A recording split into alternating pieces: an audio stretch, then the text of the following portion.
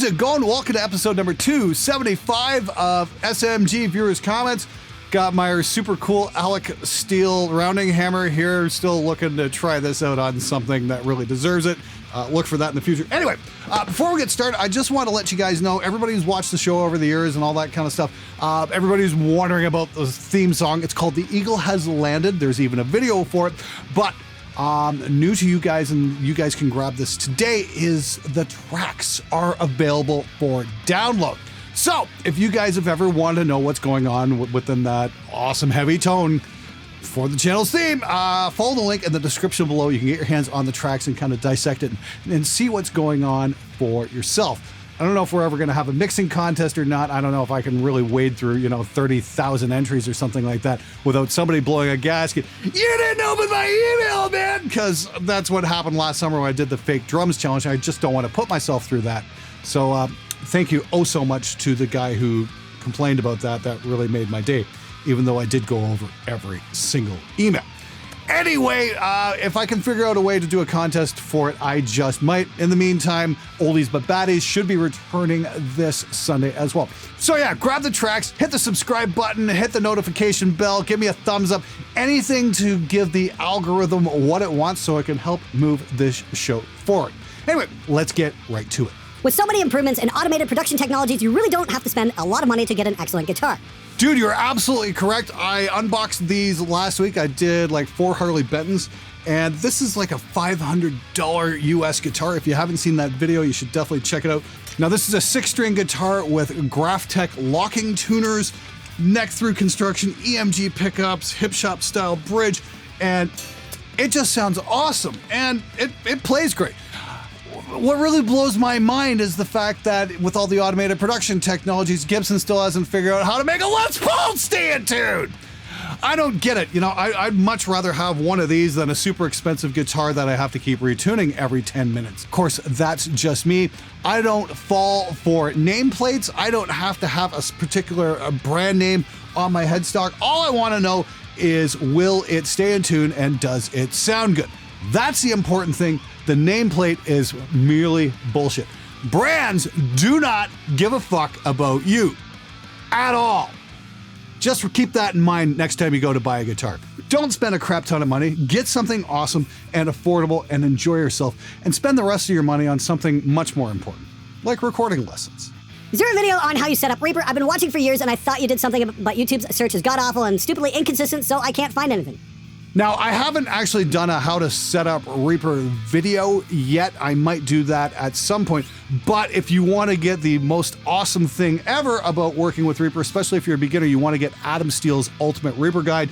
I'm going to throw a link to that in the description below. It's not the cheapest option, but it's definitely worth it, especially if you really want to learn to get your head around Reaper. In the meantime, I might be doing a few templates videos in the very near future. I've got a bunch of stuff I want to do on the show over the next few weeks, and at the time of the shooting, I'm still in the process of working on my tube swap video. Some of these longer form videos definitely take a lot of time, not only in terms of production, but the actual mixing and testing and all the rest of that goes along with it.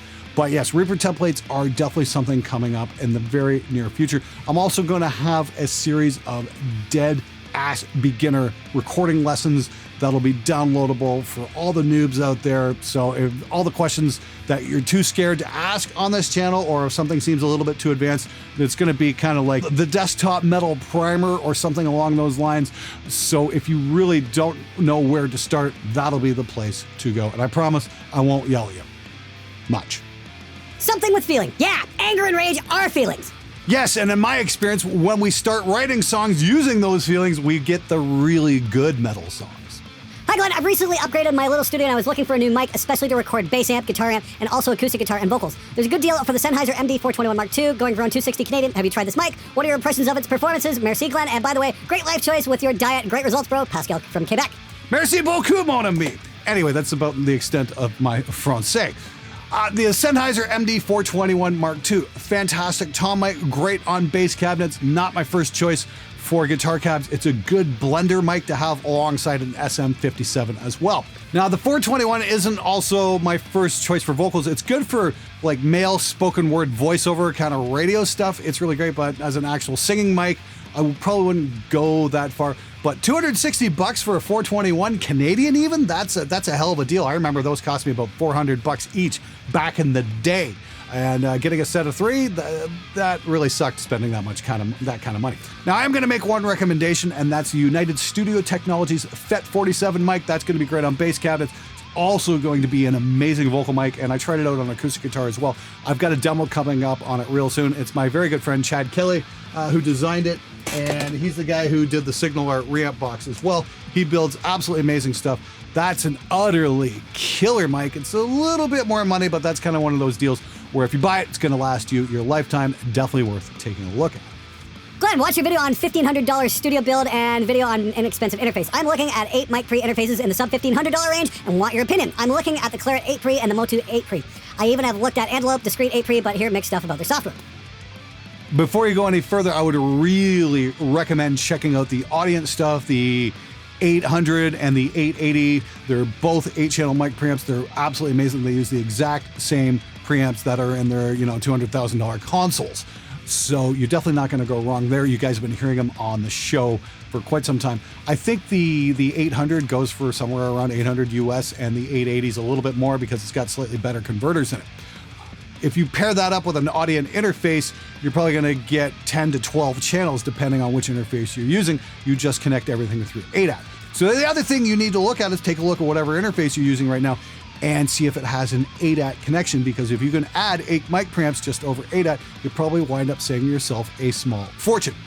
Now, here's another thing to consider is if these aren't mission critical mic preamps, if these are going to be, loud sources like metal guitars or loud drums, that kind of thing, you're not recording, platinum selling records like Celine Dion or Adele or something like that. You might even want to take a look at one of the Behringer 8 channels, because those are actually stupidly good value for the money. I remember I've got the ADA 8000 I bought several years ago for like $200. 8 extra channels. You know what? The mic pre's are definitely clean enough.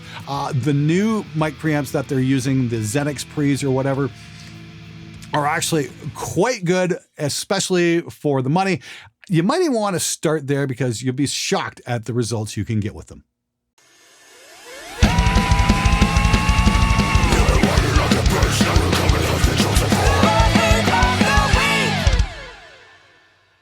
This is a commercial. The YouTube is full of reviews of these cheap Chinese guitars. Well, hey, Dan, thank you so much for writing in.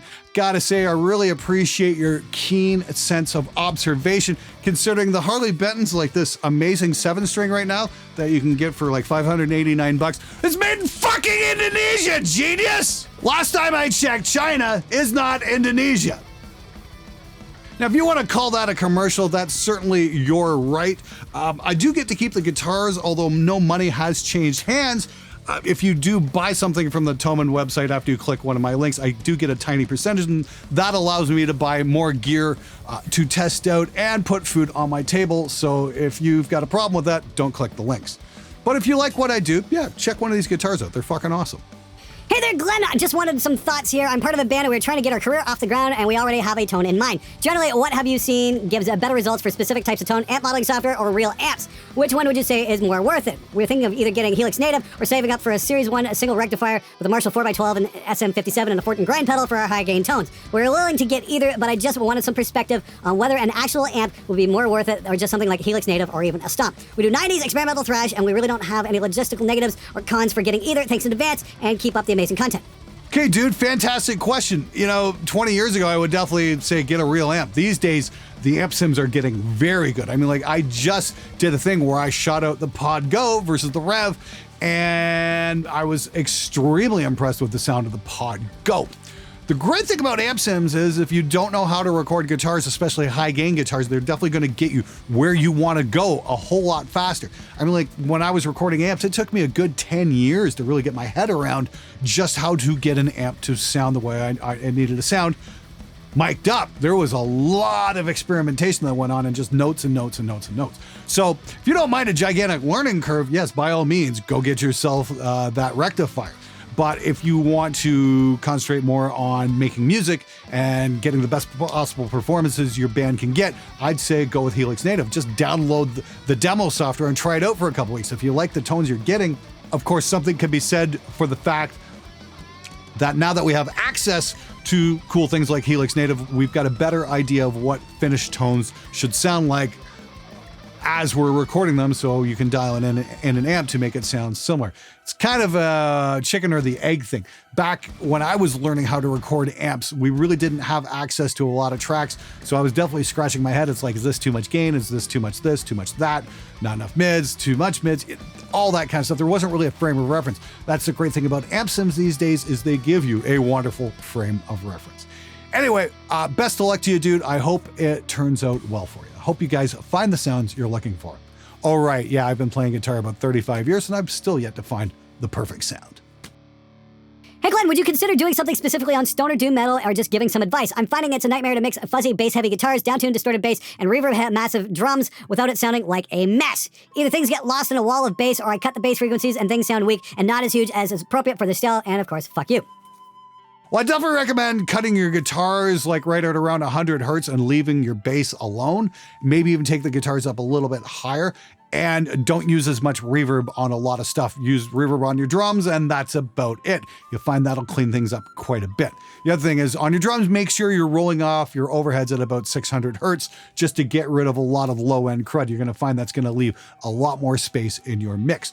I did something on the Trainer YB1A a couple of years back, and I found that was just a great doom-sounding amp for, you know, the stoner rock kind of stuff. I still have to do my Sun Beta lead video, however, so I probably can do a mix breakdown whenever I get around to doing that video, and hopefully that's going to help you out a whole bunch more. Can you make a snare sound super punchy if the drummer plays it just moderately light, or does he have to rim shot the living shit out of the snare head for it to have a spiky punch? I tried, all I know, I'm a noob, no doubt can't get the satisfying snap. Is it the drummer or is it me being a noob? It is most definitely the drummer. The drummer, when you're trying to record real drums, it's really down to the drummer. You need a fantastic drummer, not only a fantastic drummer at your sister's birthday party, but you need a fantastic drummer in the studio. And you find a lot of drummers who haven't recorded before really aren't that great in the studio. It's something they have to work at to get better. I've definitely worked with a number of drummers over the years and seen their studio techniques improve, you know, generally because, you know, I'm sitting there with a cattle prod. No, do it this way, do it this way. Yeah, you're not going to fix weak snare hits except replace it with samples. If the guy's a light hitter, you just can't get around that fact. He needs to work on his rim shot technique, no doubt about that, and for that to happen, he has to practice said technique. He can't just walk into a studio without having developed it and expect any kind of great result, because it's just not going to happen. Hey Glenn, I had always thought that an EQ is an EQ and they all work the same, will produce same results until seeing your video about the low-end trick with the Pultec. However, I'm still hesitant to buy effects plugins such as Delay and the stock Reaper plugins do a good job, but I just might have the same mindset about this as I did before with EQs. How different can premium plugins get from free plugins usage on vocals, lead guitars? I have been eyeing up the Equalitor range from Kusa, and their Kilburn amp sims kick ass, but don't want to spend money if I don't need to. Cheers from New Zealand. Okay, not sure I could pronounce a whole bunch of that, but I tried anyway. Sorry if I got that wrong. That's a fantastic question. That's probably something that needs to be investigated in a video. Stock plugins versus premium plugins. I mean, like, I've definitely got access to a lot of different premium plugins. I mean, like, I've got Slate, McDSP, PSP, Waves, you know, a lot of the big brands. There's some really good stuff, and I've been really happy with a lot of the mixes I've been getting. The one thing is you're going to find that the premium plugins usually have a much better interface and will get you where you want to go a whole lot faster. Can you get equivalent results with stock plugins? More than likely, yes, but it might take you a lot longer. The question you have to ask yourself is, how much time am I willing to burn up chasing down a specific sound? Because that's really what it comes down to. By the way, guys, all those questions in that great background were from the SMG Discord Ask Glenn section. It's a wonderful community to help each other out, get better mixes, better recordings, all that kind of stuff. I usually hang out once or twice a week when I get the time. So if you want to join an awesome community and get some help with your home recordings, check out the SMG Discord. I hope to see you in there. Hi Glenn, when you're working with the keyboards, do you have them play out their parts or just MIDI program it? It's a matter of preference. Cheers from Washington State. Oh, the best keyboard players are the guys who show up with USB sticks with finished tracks and just go, here you go, done. That way I can spend more time worrying about the mix and less worrying about getting a performance out of them. That happens pretty rare. I mean, like, we've had keyboard tracks come in with Protocol numerous times, and they'll do them right here in the studio. I can work with either way. It really doesn't matter to me. But I always like the ones where it's a little less work on my end because, well, hey, I'd rather get across the finish line as quickly as possible. Cheap ass amp with expensive ass guitar versus expensive ass amp with cheap ass guitar video shootout. Yes, I can make that video happen. That sounds like a really good idea. I've got a very expensive guitar, and I've got a cheap ass guitar, and I've got numerous amps of varying prices.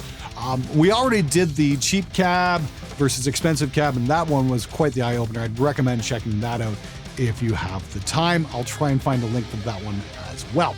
But expensive guitar and a cheap amp and vice versa. Yeah, that's definitely a video that needs to be done. We'll look for that coming up in the next week or two. Hopefully I can get Christian Bay down here to help me check that one out. Hi Glenn, have you ever thought about doing a video on getting best recordings in a not so great space, like a basement or a room without all acoustic treatment for the home or recording artist on a budget? Yes, that's definitely something I want to do. If you haven't checked out my how to build bass traps video, I'd recommend checking that out because I take them all out of the drum room and show an A/B difference in the sound I'm getting off the drums. And I definitely recommend starting there, building some of your own bass traps. All you need is a few hours and a few bucks. They're not super expensive to do. They're a bit time consuming, but definitely well worth the effort. That being said, I'm in a position now where I'm kind of scratching my head. I do need to expand things because I'm almost completely out of space here at Spectre. So I'm either looking at expanding the studio here on my property or getting like an office like Ola did and building a studio off-site somewhere in town. Not sure what's going on, but I plan to document the entire process and show you guys how to build a studio, maybe from the ground up or maybe with an empty shell, and show you how to do it right and hopefully not completely destroy your bank account in the process. I think it's going to be a really cool series you guys are definitely going to want to check out. Make sure you're subscribed for that so you'll get notifications when that happens. Hopefully it's going to happen sometime this year. If not, it'll probably happen early next year because right now I have no space left here whatsoever. If you decide to do tutorials for the entry level, you should do it in a very funny or insulting way. In other words, the way you would do your stupid text to musicians. So that way, when someone asks someone a very stupid question, they could just send the link to someone.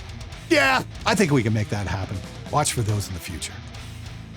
Hey Glenn, love your channel very much. Interested in your reason for PC over Mac. Can you explain the pros and cons and your experience? Cheers from Australia, and again, love your tutorials.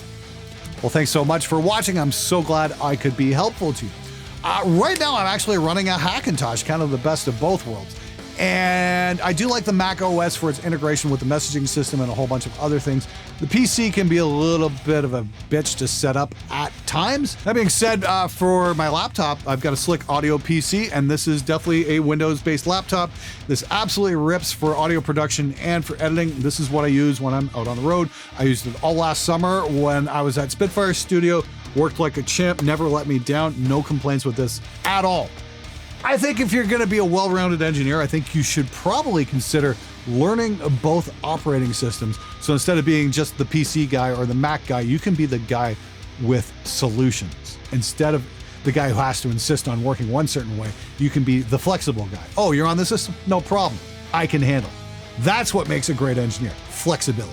All right, everybody, that's it for this episode. Thank you so much for watching. Thanks for subscribing. Please, once again, do the YouTube hokey pokey and let the algorithm know you guys are out there.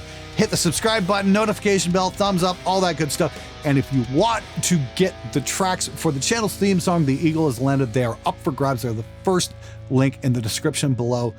Let's hit it.